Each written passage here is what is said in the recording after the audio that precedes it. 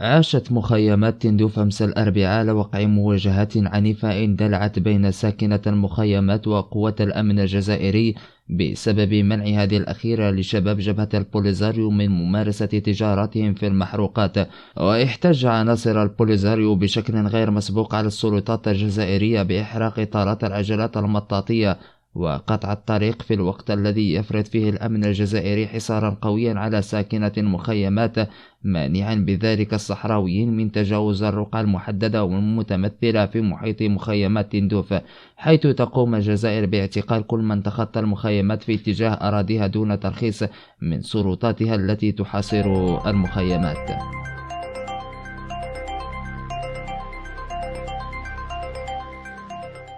إن أعجبك هذا الفيديو فلا تنسى الإعجاب والاشتراك، داعمنا لنصل، فضلا منك وليس أمرا.